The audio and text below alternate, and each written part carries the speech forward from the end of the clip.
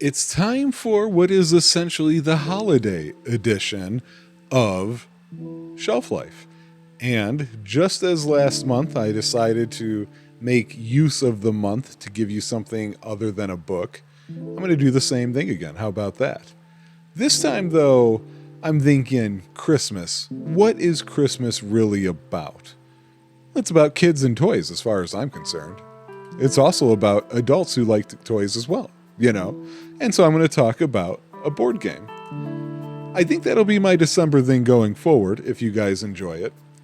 I fell into the tabletop series with Will Wheaton on YouTube back when it was still running hard.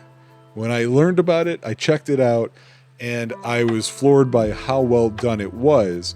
I was also floored by the number and types of board games that were out there with such original ideas that I hadn't thought of before and I hadn't come across before. Because up to that point, to me, it was like, oh, board games. Yeah, you mean like Scrabble, Monopoly, the basics, the ones everybody knows.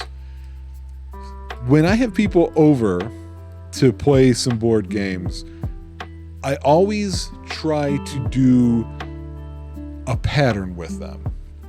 I want to get 3 to 4 out.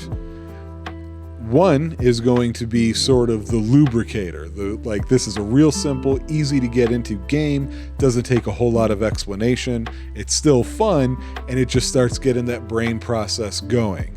Then the second one is, okay, now it's something a little more involved, but there's something cool to it. It's got a really specific twist that you don't normally see in a board game.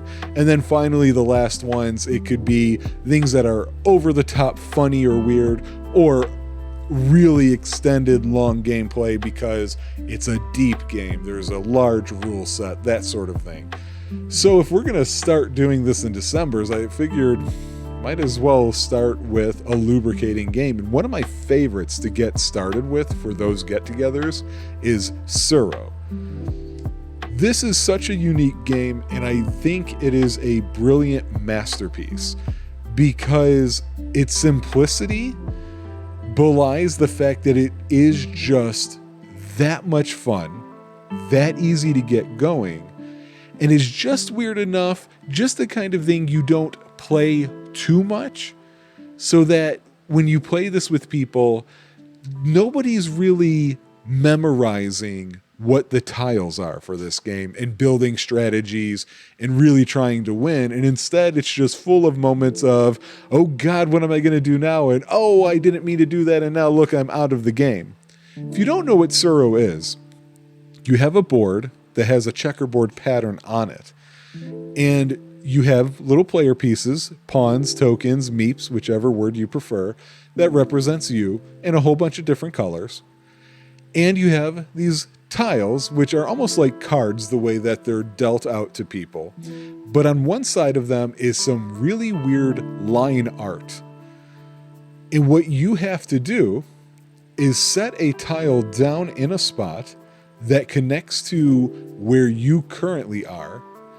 And then once you've set that tile, you need to immediately force your pawn to move to the end of the line that has been added to where he was. And the whole point of the game is person after person takes their turn doing this.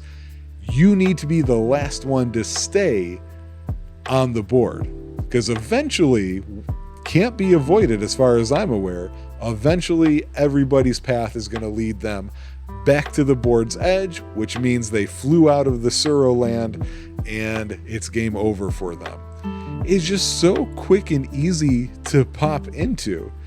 In fact, there's really only one complaint I have about this game, and I wish that they would produce a more expensive version of this game for it. And it's that those tiles are slippery. You guys know what board game boards are like. You know what board game tiles are like. Everything's glossy and it's slick and it looks awesome. But this has people moving pieces on it. They're trying to trace the outline to make sure they follow it as it's meant to. If only there were slight ridges built into the checkerboard on the board itself so that the pieces don't move unless if you're really trying to actually move them. otherwise, I can't complain about this game in the slightest. It's that good. It's that easy to pop into. And I know there have been a couple of times that I've introduced this game to a group of friends, and it's one of the more common ones that people leave. And when I talk to them later on, they go, oh yeah, I went and I bought this game right away. Because it's almost weird that this isn't the de facto game we use to teach kids how to play games. This feels more engaging, for example, than Candyland.